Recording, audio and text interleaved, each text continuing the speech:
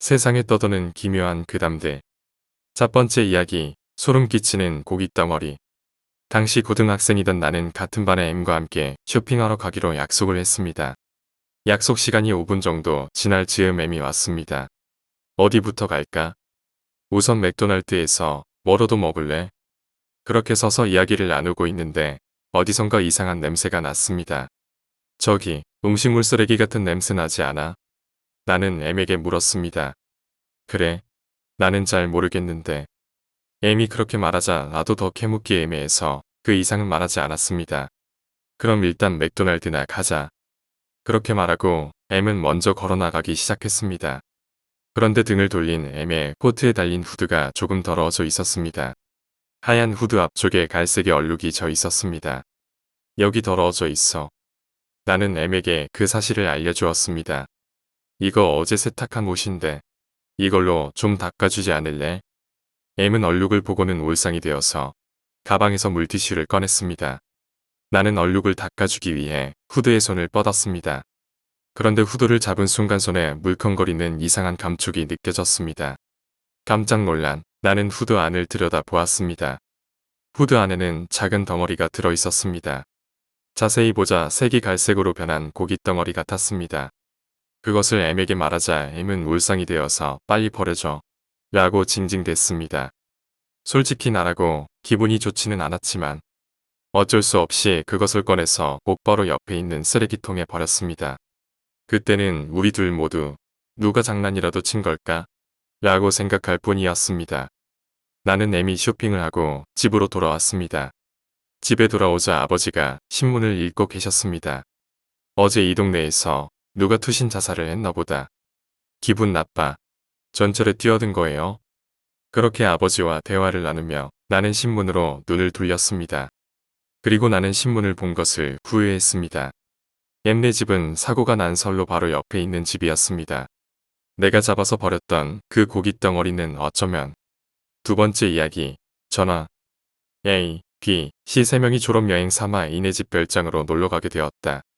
별장에서 돌아가기 전날, 세 명은 밤 늦도록 이야기를 하고 있었다. 그때 갑자기 전화 한 통이 걸려왔다.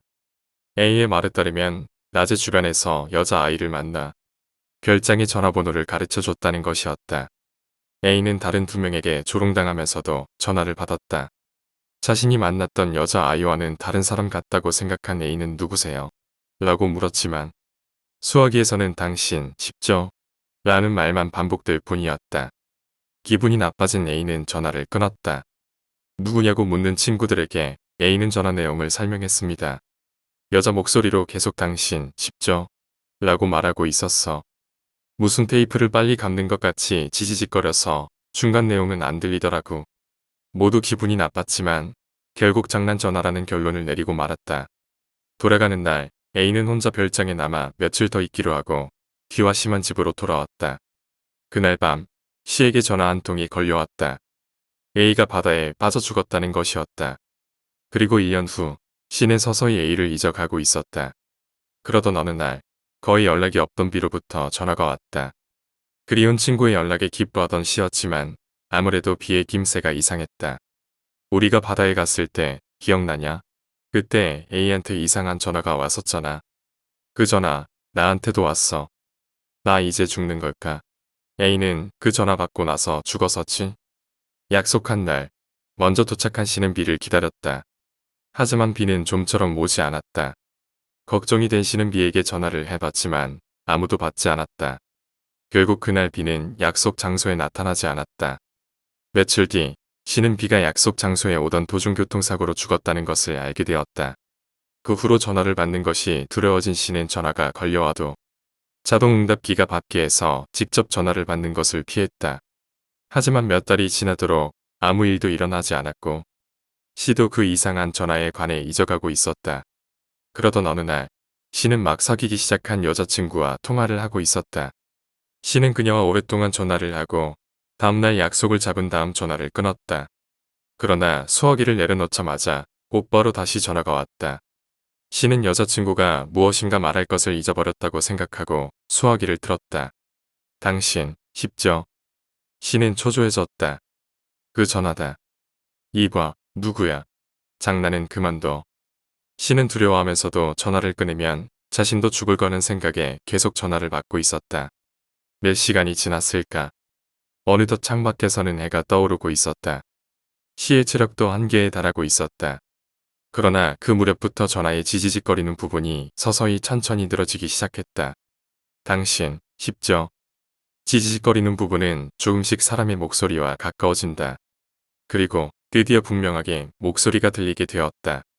당신, 죽고 싶죠? 나는 죽고 싶지 않아. 죽고 싶지 않다고. 씨가 그렇게 외친 순간 전화는 끊어졌다. 그 이후 씨는 건강하게 살고 있다고 한다. 세 번째 이야기, 악수. 어느덧 8년이나 지난 이야기다. 나는 그 무렵 낮에는 일하고 밤에는 야간 대학에 다니는 고학 생활을 이어가고 있었다. 그렇기 때문에 학교가 끝날 무렵이면 이미 늦은 밤이었다. 평소라면 다음날 일어날 것을 생각하고 일찍 집에 돌아가 그대로 뻗었겠지만 그날은 마침 토요일이었다. 다음날은 쉬는 날이니까 오랜만에 여유를 가지고 비척비척 자전거 페달을 밟고 있었다. 돌아가는 길은 길이라 하기도 힘들 정도로 완전한 시골길이어서 거의 논두렁을 지나가는 수준이었다. 꽤 기분 나쁜 길이었다. 상상이 될지는 모르겠지만 나무도 잠들 정도로 늦은 오밤중에 혼자서 그 넓은 시골길을 달리는 것이다. 게다가 주변에는 마네킹의 목을 잘라다 붙인 진짜 같은 허수아비가 내 쪽을 바라보고 있었다. 그래도 그 무렵에는 어느 정도 익숙해져서 무시하고 지나가고 있었다. 돌아가는 도중 문득 평상시라면 쳐다보지도 않을 자판기에 눈이 멈췄다. 간만에 금전적으로 여유가 있었기 때문에 목은 그다지 마르지 않았지만 하나 마시고 가기로 했다. 시골에나 있을 법한 낡은 자판기였다. 유명한 브랜드의 음료수는 하나도 없고 길쭉한 캔에 담긴 음료수 일색이었다. 거기다가 당첨되면 하나 더 준다는 제비뽑기가 붙어 있었다. 시대에 뒤떨어진 놈이구나 싶었다. 고장난 형광등의 지지직거리는 소리가 귀에 거슬렸다. 시골은 찻길도 없기 때문에 밤이 되면 믿을 수 없을 정도로 조용해진다. 그 사이로 내가 동전을 넣는 소리가 울려 퍼졌다. 돈을 넣고 버튼을 누르자 제비뽑기의 램프가 울기 시작한다. 어렴풋한 그 광경에는 어울리지 않는 무척 저렴한 전자음이었다. 당첨되더라도 두 개는 한 번에 못 마시겠는데 라며 쓴웃음을 지으며 주스를 꺼내려고 했지만 조명이라고는 자판기에 고장난 형광등 뿐이다. 어슴풀에 아기짝이 없는 빛 때문에 자판기 배출구는 깜깜해서 하나도 안 보인다. 주스는 어디 있나 싶어서 손으로 더듬으며 배출구 안을 뒤지고 있을 무렵이었다. 손을 잡혀버렸다. 무슨 소리인지 이해가 안 가겠지만 말 그대로 배출구 안에서 나온 손이 내 손을 잡았던 것이다. 마치 악수를 하는 것 같은 꼴이었다. 순간적으로 머릿속이 새하얘졌다. 끊임없이 사람 손의 감촉이었다. 게다가 점점 잡는 힘은 강해져서 아플 정도였다. 그제야 정신을 차린 나는 온 힘을 다해 필사적으로 손을 잡아당겼다. 상당히 강하게 잡고 있었는데도 불구하고 손은 쑥 빠졌고 나는 반쯤 얼이 빠져서 자전거에 올라탄 뒤 전속력으로 도망쳤다. 혼란스러웠기 때문에 분명한 기억은 없지만 그 손의 감촉과 등 뒤에서 들려오던 삐삐거리는 소리만큼은 선명하게 기억하고 있다. 그러고 보면 제비는 버튼을 누르고 5초 정도 후에는 멈추기 마련인데 지금 생각하면 어째서인지 계속 울리고 있었던 것 같다. 혼자는 집에 그대로 들어가기에는 너무 무서웠기에 나는 그대로 친구 집에 쳐들어갔다. 그리고 그 판단은 울었다. 혼자 있었다면 미쳐버렸을지도 모른다. 왜냐하면 손이 움직이지 않았던 것이다. 마치 악수를 하는 것 같은 모습으로 거기만 가위에 눌린 것 같이 꼼짝하지를 않았다. 친구도 보통 일이 아니라고 생각했던 것인지 우리는 둘이서 밤이 새도록 머릿속으로 연무를 외웠다. 그러자 밤이 깊어질 무렵 갑자기 무엇인가로부터 풀려나듯 경직이 풀렸다. 그리고 그 이후로 나는 어떤 것이든 입이 달려있는 것에는 손을 넣을 수가 없게 되었다. 자판기는 물론 우체통이나 편지함 같은 것도 마찬가지다. 왜냐하면 악수당할 테니까 말이다. 오늘 이야기는 여기까지입니다. 오늘 이야기가 재미있으셨다면 구독과 좋아요, 댓글 부탁드립니다. 댓글은 저에게 큰 힘이 됩니다. 감사합니다.